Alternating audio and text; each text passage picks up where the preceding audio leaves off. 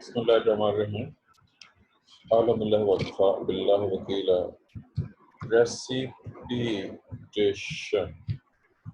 ये हमारा पहला टॉपिक है। इसके इफेक्ट्स जो हैं वो हमारा दूसरा टॉपिक है। आम रूटीन में सिंपली बारिश आपके जहन में कंसेप्ट होगा रेन। रेन से आप बचा वाकिफ है, लेकिन क्या आप इनसे भी वाकिफ हैं? Do you know what is hello, what is snow, what is slit? मैंने कुछ और भी नाम लिखे हैं। जी, कुछ जवाब देना चाहेगा? इनसे वाकिफ है कि नहीं?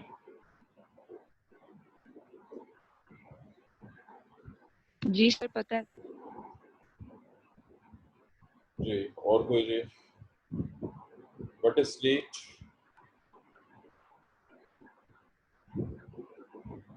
इंस्टेंट आंसर चाहिए होता है। Late answer means Google. No googling, no googlies. चलें, बहरहाल चूंकि सिर्फ अंदरी ने जवाब दिया। जी, अंदरी बताएंगे हेल क्या चीज होती है?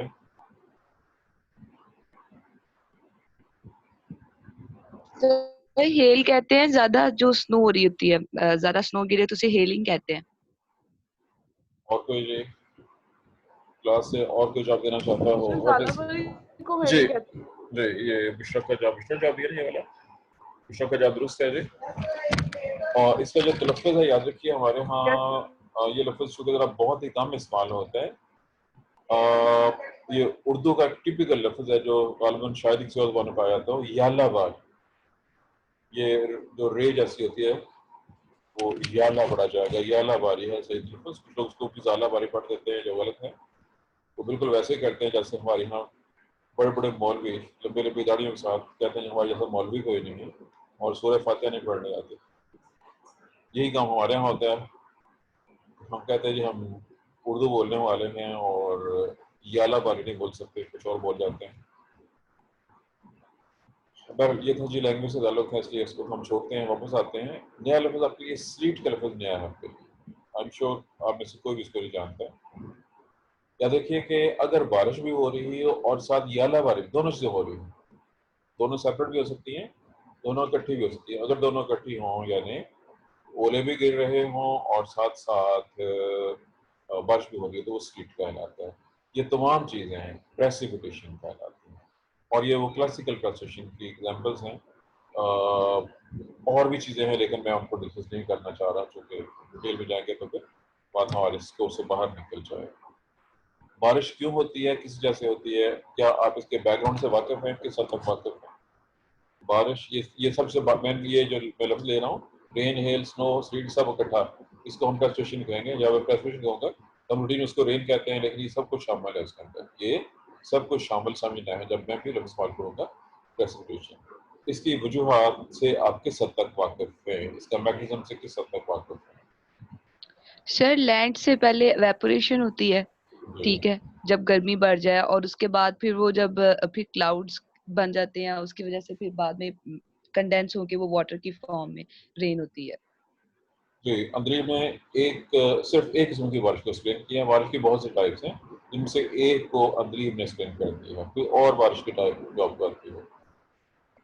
जो हमारे यहाँ बारिश होती है, आजकल जो बारिश हो रही है, ये इसी किस्म की है, किसी और किस्म की? सर ये मानसून की है। वो क्या वो क्या होती है? मानसून क्या मानसून होती है? जब जब जो वाटर यानी कि सी जो वाटर का जो टेम्परेचर है, अगर वो लैंड का टेम्परेचर सी वाटर से ज्यादा हो जाए या कम हो जाए, तब मानसून होता है, ठीक है। और ये जो है हवाओं की वजह से जो समुद्रों की तरफ से चलती है, उसकी वजह से मानसून होता है, तो ये मानसून रेन है। जी, अंदलीब ये ने जवाब दिया एवेपोरेशन है, वाली लेकिन रेन कोई नहीं है। अंदलीब के अलावा कोई और कुछ एक्सप्लेन करना चाहता हो इसके हवाले से, लेकिन विदाउट गूगल, बगैर गूगल किए कोई मानसून को बयान करना चाहता हो? अंदलीब ने जो जवाब दिया उसमें कुछ गड़बड़ हो गई है, कुछ कुछ ठीक है, कुछ कुछ गलत है। चलो मैं वक्त के देता हूँ जी आपको। उस रीज़न यह है कि आप लोगों ने, मैंने पहले कहा था, ये शायद डिस्कस हुई थी बात, कि आप लोग लोअर क्लासेस में जो ज्योग्राफिया पढ़ के आए हुए हैं वो उन लोगों ने पढ़ाया है जिनको खुद ज्योग्राफी की ABC नहीं आती है। और ये हमारे एजुकेशन सिस्टम की बहुत बड़ी खामी है। हमारा स्कूल एजुकेशन सिस्टम जीरो है दुनिया के मुकाबले में। हमारा पूरी दुनिया सबसे ज़्यादा तवज्जो इब्तदाई एजुकेशन पे देती है। हमारे यहाँ इब्तदाई एजुकेशन को अव्वल तो एजुकेशन की तरफ ही कोई तवज्जो नहीं है गवर्नमेंट की, लेकिन इब्तदाई एजुकेशन तो इंतहाई नाअहल लोगों के हाथों में है और उसका नाअहल और करप्ट लोगों के हाथ में है और उसका रिजल्ट पूरे सिस्टम की तबाही की शक्ल में निकलता है। याद रखिए जिन कौमों ने तरक्की की है वो एजुकेशन को पहले दिन से अपने फर्स्ट प्रेफरेंस पे रखती हैं और बहुत ग्रास रूट लेवल से वो बच्चों को तामीर करती हैं, बच्चों की एजुकेशन की बात कर रहा हूँ, उनको तामीर करती हैं। हमारे यहाँ ऐसा नहीं है। बहरहाल याद रखिएगा कि बर सीर सब कॉन्टिनेंट जो कि एक छोटा बर आज़म है, इसके पास बहर अरब, बहर हिंद और खलीज बंगाल, दो समंदर, दो बहरे और एक बहर, ये इसको लगते हैं। खलीज बंगाल वो इलाका है जिसके साथ बांग्लादेश, मौजूदा बांग्लादेश और आसाम के इलाके चीन है। अदलीब के जवाब में जो गड़बड़ हुई थी वो टेम्परेचर के रखी थी। याद रखिए कि जब गर्मी का मौसम होता है तो गर्मी का मौसम में ज़ाहिर है गर्मी ज़मीन पर भी पड़ रही है, समुद्र पर भी, दोनों जगह पे। जब ज़्यादा टेम्परेचर सी और लैंड दोनों पे गिरेगा तो दोनों जगह से वेपरेशन होगी, लेकिन ज़्यादा वेपरेशन ज़ाहिर है समुद्र से होगी, पानी वहाँ से उड़ेगा। जो पानी है वो उड़ रहा है समुद्र से, ज़मीन पर जब हीट पड़ रही है तो वहाँ से, अगरचे वहाँ से भी पानी उड़ता है जो कुछ पौधों से और कुछ ज़मीन से, लेकिन यहाँ पे हवा गर्म होकर ऊपर उठती है। मुझे अगर मैं इसकी डायग्राम ड्रा कर दूँ, छोटी simple C diagram, rough sketch होगा, जिस डायग्राम जस्ट रफ स्केच होगा। ये यूँ समझना है, ये पाकिस्तान का इलाका है, आगे ये इंडिया का इलाका है और ये चलो ये ऐसे है, ये हिमालयाज है इस जगह पे, दिस इज फॉर हिमालयाज। ये खलीज बंगाल है, bay of Bengal. Do you know what is bay? It is bay of Bengal. ये इंडियन ओशन है और इस तरफ बहरा अरब है, अरेबियन सी। यहाँ पे ये बरसीला सारे घर, ये सब कॉन्टिनेंट है, ऐसे लिखा है मैंने। अब सब कॉन्टिनेंट जब यहाँ पे हीट पड़ रही है तो यहाँ से हवा राइज कर रही है, क्योंकि यहाँ जमीन पर पानी कम होता है।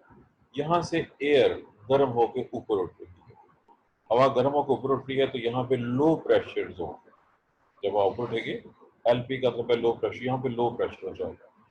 अब उसके मुकाबले में ये जगह आपने कहीं और पढ़ा होगा कि जमीन, मिट्टी, पत्थर, रेत, जो भी चीजें हो, इसकी और पानी की स्पेसिफिक हीट का कंपैरिजन आप स्पेसिफिक हीट से वाकिफ हैं। जमीन जल्दी गर्म हो जाती है, हवा भी गर्म हो जाएगी, हवा ऊपर उठेगी, लो प्रेशर जोन। अब यहाँ से जो हवाएं चलेंगी, अब दूसरी बात, पहले बात हो चुकी कि समुंदर के ऊपर जब हीट पड़ रही है तो उसका पानी वेपोरेट हो रहा है, वो हवा पानी के साथ सेचुरेटेड है, हाईली सेचुरेटेड है।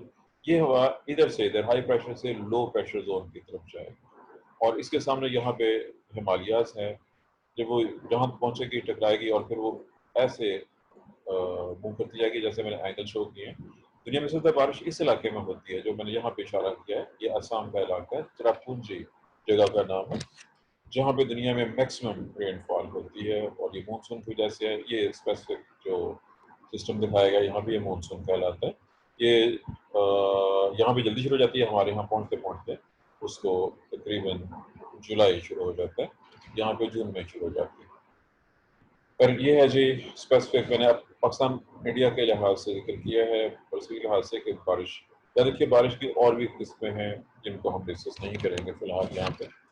ये जो बर्फबारी और यालाबारी है उसका ताल्लुक इससे है कि जब हवा सेचुरेटेड हवा जिसमें बहुत सी नमी मौजूद हो ऊपर राइज करती है। ये टॉपिक केमिस्ट्री में भी कहीं ना कहीं आपने पढ़ा होगा, फ्रिज के अंदर इसमें भी यही असूल ही फॉलो किया जाता है।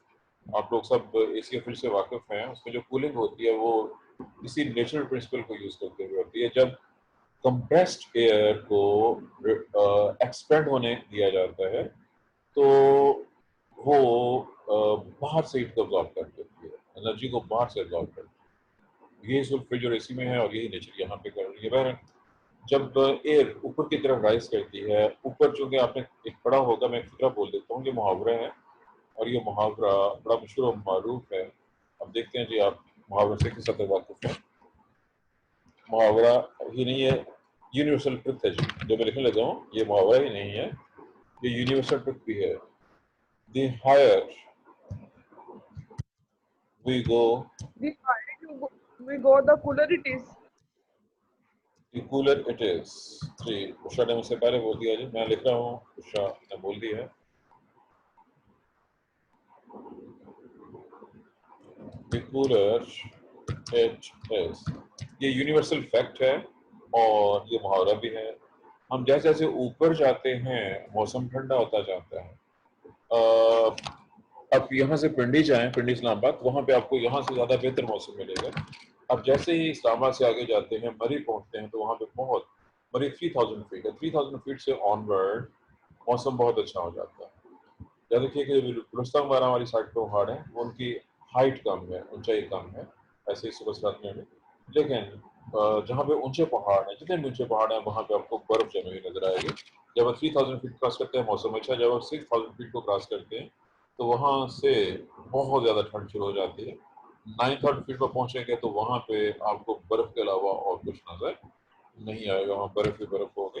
तो रीजन ये होता है कि ऊपर लो प्रेशर होता है, हवा ऊपर राइज करती है, टेम्परेचर पहले ही वहाँ पे कम है और कम हो जाता है और पानी कंडेंस हो जाता है और स्नो की शक्ल में। जबकि हमारे यहाँ जब लोकल किसी जगह पे ज्यादा ठंड हो जाए तो याला वाली हेल की शक्ल में, फिर अरबी में उर्दू उर्दू में सवाल होते हैं ओले, उस शक्ल में पानी कंडेंस होकर नीचे गिर जाता है। बहर ये है जी चंद एक मेथड्स, ये तारफ हो गया है जी सारे का सारा प्रेसिपिटेशन के हवाले से। अब हम दूसरे हिस्से की तरफ आएंगे और दूसरे हिस्से में हम देखेंगे what are effects of precipitation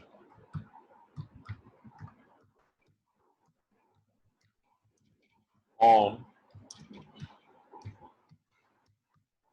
distribution of plants.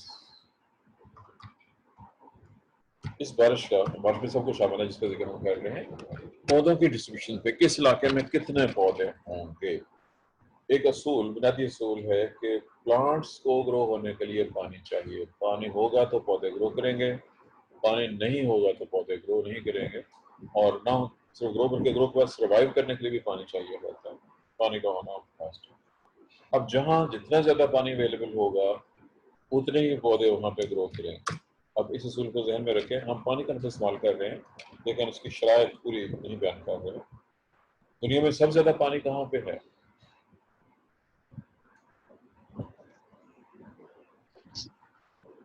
Oceans में. ओशन में। तो फिर तो इस लिहाज से दुनिया में सबसे ज्यादा जो जंगल और दरख्त हैं और पौधे हैं वो ओशन में होने चाहिए। क्या ऐसा ही है कि नहीं? Is it so?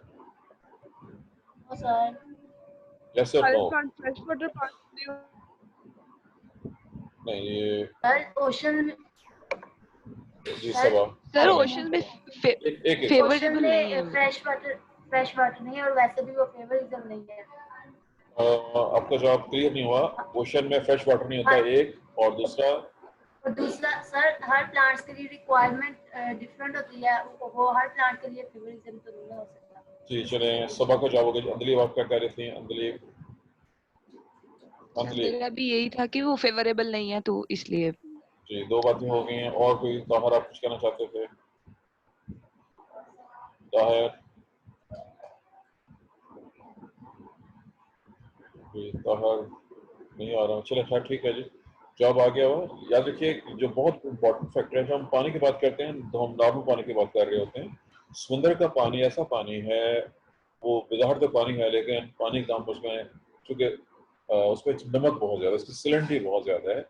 इतनी ज्यादा है कि वहाँ पे सिर्फ चंद स्पेसिफिक जानदारी ग्रो कर सकते हैं जो आम पौधे हमारे ये कतई तौर पर समुद्र में ग्रो नहीं कर सकते। ये वजह है कि समुद्र में आपको दरख्त नहीं मिलेंगे। समुद्र के किनारे पे सिर्फ चंद एक दरख्त हैं लेकिन वो एक्सेप्शंस हैं।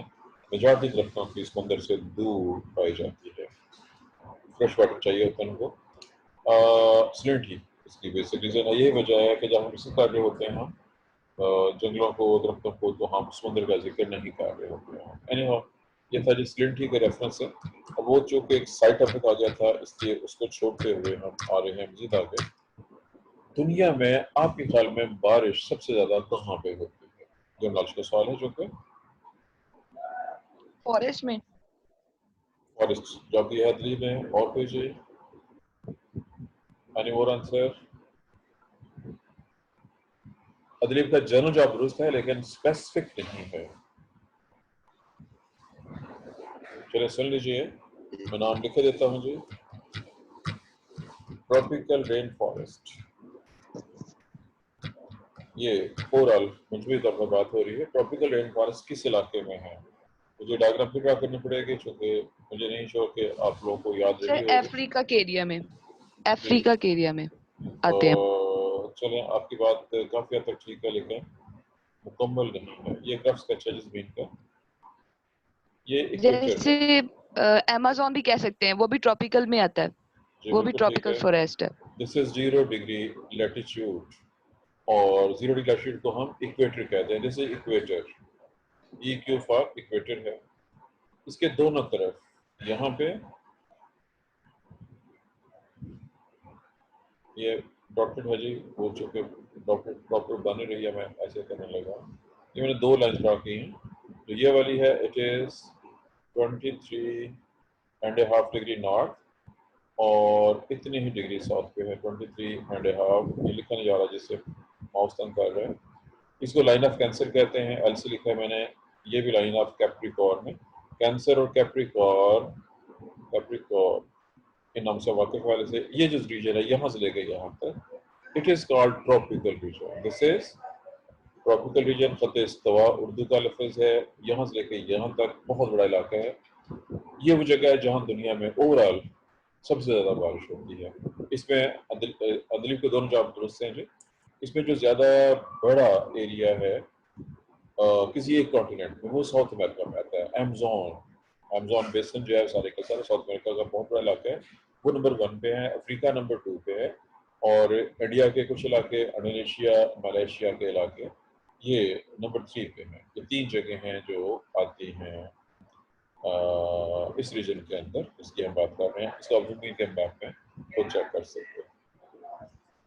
और यहाँ पे सबसे ज़्यादा बारिश है और सबसे बड़े जंगलात ट्रॉपिकल रेन फॉरेस्ट इसी इलाके में मौजूद है। अब उसके बाद इससे ऊपर आ जाए, ये लाइन यहाँ पे एक लाइन लगा दी है, यहाँ भी लाइन लगा दी है। ये 66.5 डिग्री नॉर्थ पे है और इतनी डिग्री साउथ पे। यहाँ पे मैं टीपी लिख रहा हूँ, टेम्परेट पूरा लिखना पड़ेगा जो मुझे लगता है, TEMP, ताकि वो डिफरेंस हो जाए। ट्रॉपिकल था, ये टेम्परेट है, ये भी टेम्परेट है, TEMP। टेम्परेट रीजन, मंतका मोतदला उर्दू में कहते हैं। ये वो जगह है जिसमें पाकिस्तान इंडिया के ज़्यादातर इलाके आते हैं। इंडिया का ये इलाका छोड़ के, जो नीचे वाला इलाका है, इसको छोड़ के जो बाकी इलाके हैं वो टेम्परेट में आते हैं। इंडिया पाकिस्तान दोनों। याद रखिए कि टेम्परेट रीजन वो इलाका है जहाँ चारों मौसम पाए जाते हैं, गर्मी, सर्दी, खिज़ां, बहार वगैरह वगैरह। और यहाँ पे गर्मी सर्दी दोनों से होती हैं। इस इलाके में गर्मी ज़्यादा होगी और इस इलाके में अनफॉर्चुनेटली सर्दी ज़्यादा होगी, दरमियान में। इसको हाफ हाफ भी कर सकते हैं, गर्म और सर्द इलाकों में डिवाइड कर सकते हैं। यहाँ ज़्यादा बारिश है, यहाँ से कम है और आगे जाएंगे तो बारिश और कम हो जाए। और ये था जी बारिश के हालात लिहाज से। अब चूँकि मैंने अभी ये जो रीजन बताए हैं, tropical region, temperate region, Arctic और एंटार्क्टिक रीजन, ये ज्योग्राफी के लिहाज से कॉन्टिनेंट्स में 3 का जिक्र मैंने कर दिया जहाँ पे ट्रॉपिकल फॉरेस्ट हैं और वहाँ बारिश ज़्यादा होती है। अब अगर हम इन जनरल बात करते हैं, जैसे कि अंदरी में कहा था कि जहाँ जंगल, याद रखिए कि जिस जगह पे बारिश ज़्यादा होती है वहाँ पे जंगल ग्रो हो सकता है और होता है।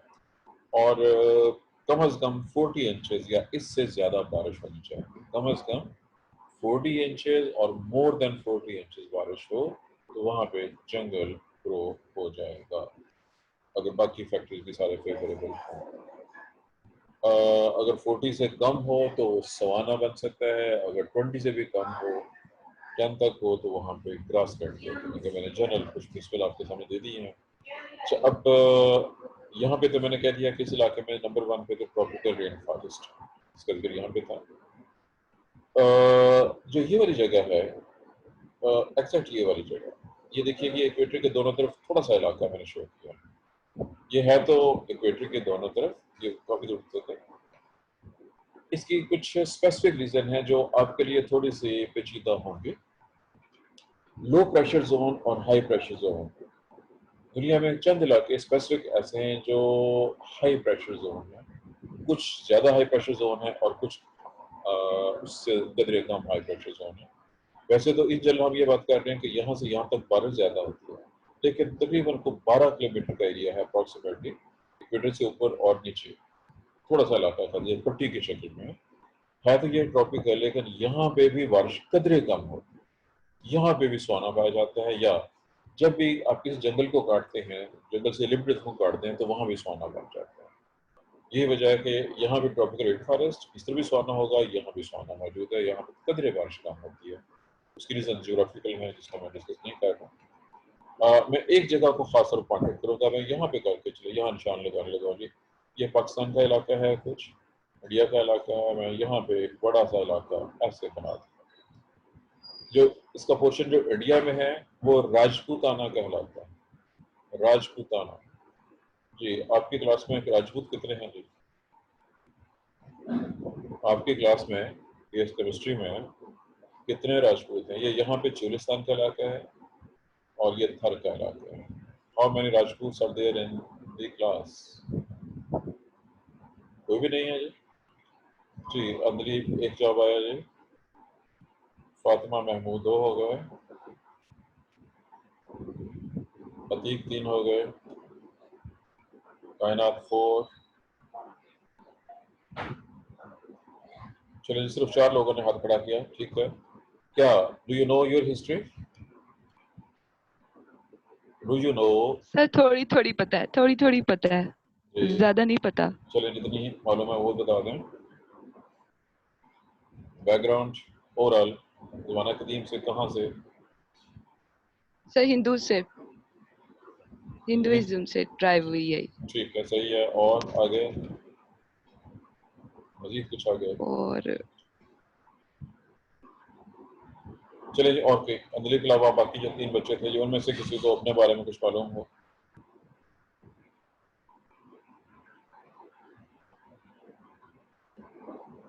जी, चलिए खैर, इसका मतलब है आप लोगों को बेसिक्स नहीं आती हैं। एनीहाउ, जो इलाका मैंने पिन पॉइंट किया है ये काफ़ी अरसे से मरकज़ रहा है, अब नहीं। अब से आप कह लीजिए 500 साल पहले, 1000 साल पहले का जो दौर था, ये इलाका राजपूतों का मरकज़ था और इसी वजह से उसका नाम ही रख दिया गया था राजपूताना। ये हिंदू डिराइव्ड कबाइल थे और याद रखिए कि जो हिंदू हैं वो भी इस पूरे इलाके में अब से तकरीबन 5000 साल पहले, 4 से 5000 साल पहले आए हैं। वो इस इलाके से इतने दूर से माइग्रेट करके यहाँ पहुंचे थे। जो बरसीम के असल बाशिंदे हैं, जिनको हमारे यहाँ आपने देखा होगा कुछ लोग शहरों के बाहर खैमों में रहते हैं और जब दिल चाहता है अपना खैमा उखाड़ते हैं और उनको हमारे यहाँ पक्की आवाज कहते हैं, ये नाम आपने सुना होगा। वो उन लोगों में शामिल है जो यहाँ के असली बाशिंदे हैं। वो और उनके अलावा कुछ और भी कबीले हैं जो यहाँ के असल बाशिंदे हैं, बाकी सब लोग बाहर से आए हुए जिन्होंने आके कब्जा किया यहाँ। और पूरा बरसीम कब्जा ग्रुपों से भरा पड़ा है।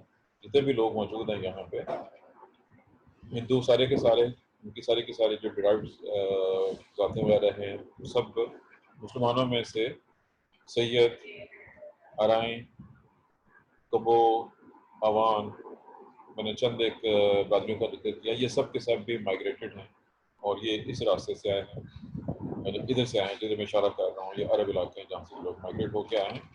ऐसे और भी हैं। पहले हमारा जो असल सवाल था जी, वापस आ जाते हैं इस इलाके की तरफ। मैंने जो खास जिक्र किया है, इस इलाके की खासियत क्या है जहाँ मैं जिक्र कर रहा हूँ, ये 30 से 37 डिग्री लैटिट्यूड, 30 डिग्री से 37 डिग्री लैटिट्यूड, लैटिट्यूड अर्ज बोलता है ये इलाका।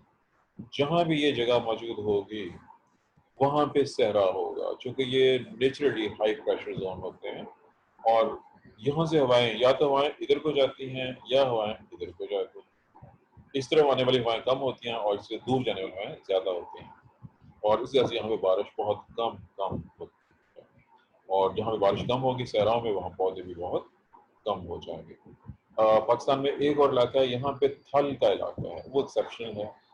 थल ये मियाँ वाली पत्थर का इलाका है, वहाँ पे लोकल रीजन की वजह से बारिश कम होती है, पहाड़ों के रुख की वजह से फर्क पड़ता है, इसलिए वहाँ भी। अब मैंने कुछ तो किया है, सिर्फ ज़्यादा जिक्र मैंने बरसीर का किया है। दुनिया के बाकी इलाकों में कुछ इलाकों का नाम ले लगा हूँ। मैंने अभी यहाँ पे इसका जिक्र किया आपके सामने, ये जगह थी जी बरसीर, ये अफ्रीका है। अच्छा, अब इसका अच्छा उदाहरण है, ये अफ्रीका है। अफ्रीका में यहाँ से लेके यहाँ तक एक बहुत बड़ा सहरा है, जिसको दी सहारा, ये सहरा आज़म उर्दू में कहलाता है। ये दुनिया का सबसे बड़ा सहरा है, सहारा। ये भी इसी इलाके में है, यानी 30-37 की रेंज में है, नॉर्दर्न लैटिट्यूड्स में। ऐसे ही जनूबी अफ्रीका के इलाके में यहाँ भी ऐसे ही एक और सहरा मौजूद है, उसका नाम है कालाहारी। मैंने KH लिखा है, ये नॉर्दर्न है और ये साउदर्न लैटिट्यूड में है। कालाहारी का सहरा साउदर्न लैटिट्यूड्स में है। इतने हो गए। यहाँ पे करके ऑस्ट्रेलिया है, ऑस्ट्रेलिया के भी अंदर बहुत बड़ा सहरा मौजूद है, वो भी 30-37 की रेंज में है। ऐसे ही अमेरिकाज में मैक्सिको, आप मैक्सिको के नाम से वाकिफ हैं, ये नॉर्थ अमेरिका, सेंट्रल अमेरिका और उससे आगे। पर यहाँ जो इलाका है, ये मैक्सिको का इलाका, मैक्सिको के नाम से वाकिफ होंगे। इसके आसपास एरिजोना, ये इसके करीब ही है। पर ये इलाका, यहाँ भी सहरा मौजूद है। साउथ अमेरिका में भी कुछ सहरा मौजूद है। मैंने तमाम सहराओं का नाम ले दिया जो दुनिया में उतनी जगहों पे हैं जहाँ बारिश बहुत कम होती है, और जितनी बारिश कम होती है वहाँ पे उतने ही पौधे भी कम होते हैं। इस डेजर्ट हो गए, सवाना का जिक्र हो गया। सवाना के रेफरेंस से याद रखिएगा, मैंने सवाना यहाँ पे इंडिकेट किया था। सवाना इस जगह होती है जहाँ ये दरख्त हैं, ये ग्रासेस हैं, ये फिर दरख्त हैं कुछ थोड़े से, और फिर ये ग्रासेस हैं। ग्रासेस ज़्यादा होती हैं, दरख्त थोड़े फासले पे होते हैं, झुंड के शक्ल में होते हैं। इसको सवाना का नाम देते हैं। और रीज़न ये होती है कि यहाँ पे जहाँ डिप्रेशन होगा वहाँ कुछ पानी ज़्यादा अवेलेबल होगा, वहाँ पे दरख्त उग जाएंगे। जहाँ थोड़ी जगह ऊंची होगी वहाँ सिर्फ ग्रासेस ग्रोथ करेंगे।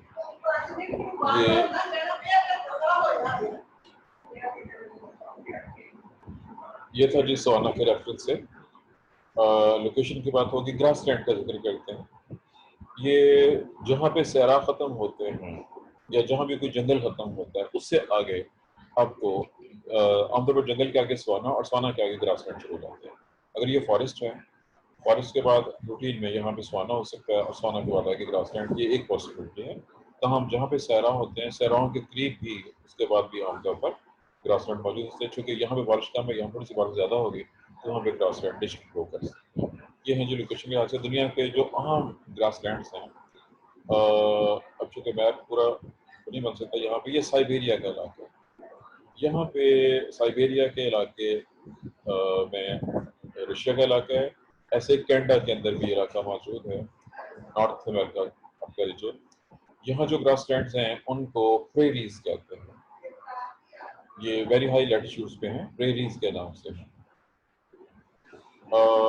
उसके बाद आ जाइए अफ्रीका में वेल्ड के नाम से। इसके स्पेलिंग में फ़र्क हो सकता है, VLD और तब VLDT, ये दो स्पेलिंग हैं। मैं दोनों स्पेलिंग लिख देता हूँ जी, ये दो डिफरेंट स्पेलिंग के साथ है। ये चूँकि लोकल लैंग्वेज का लफ्ज़ है जो कि इंग्लिश में मुख्तलिफ तरीके से लोगों ने कन्वर्ट किया हुआ है। साउथ अमेरिका के अंदर भी सहरा मौजूद हैं। उन सहराओं का ग्रासलैंड की बात हो रही थी, पैम्पास। साउथ अमेरिका में उनका नाम पैम्पास है, पैम्पास। यहाँ पे 10 से 20 इंच सालाना बारिश होती है। तमाम ग्रासलैंड का मैंने जिक्र किया है। प्रेरीज साइबेरिया में है, रशिया में और कनाडा में है। पैम्पास साउथ अमेरिका में है। वेल्ड जो है ये अफ्रीका में है। ऑस्ट्रेलिया के अंदर भी ग्रासलैंड मौजूद है। पर ये मैंने ग्रासलैंड का जिक्र कर दिया। दोबारा याद रखिएगा, जहाँ ज़्यादा बारिश थी 40 इंचेस या मोर, वहाँ पे फॉरेस्ट हैं। 40 इंचेस कम से कम, इससे ज़्यादा बारिश होनी चाहिए। ग्रासलैंड के लिए 10 से 20 इंचेस की बारिश है, 10 से लेके 20 इंच तक वो ग्रासलैंड हैं। सवाना इंटरमीडिएट है। और अगर 10 इंच से भी कम हो तो डेजर्ट को हम इससे पहले जिक्र कर चुके हैं, जहाँ लेस देन 10 इंचेस, अगर लेस देन 10 इंचेस की बारिश हो वो जगह डेजर्ट होती है। और चूंकि मैं 3 नाम दे दिए, ग्रासलैंड वो जगह जहाँ ग्रासेस छोटे पौधे ग्रो करेंगे, दरख्त नहीं होंगे। दरख्त ना होने की वजह पानी की कमी है। सवाना में मैंने जिक्र कर दिया है कि दोनों चीज़ें मौजूद हैं, कहीं कहीं दरख्त हैं, बाकी जगह पे ग्रासेस हैं, और दरख्त वहाँ होंगे जहाँ पानी थोड़ा सा ज़्यादा अवेलेबल होगा। फॉरेस्ट में यूनिफॉर्मली दरख्त मौजूद होते हैं क्योंकि वहाँ पे ओवरऑल बारिश ज़्यादा मौजूद होगी। ये था जी एक सर जी। सर 38 और 43 प्रेजेंट हैं और 2 जो है वो आउटसाइडर है, हमारी क्लास के नहीं है। वो कौन है? सर ये एक रोल नंबर लिखा हुआ है 639 आयशा, पता नहीं ये हमारी क्लास की नहीं है, और एक और थी वो चली गई है, लीव कर गई है। 826 उसका रोल नंबर था।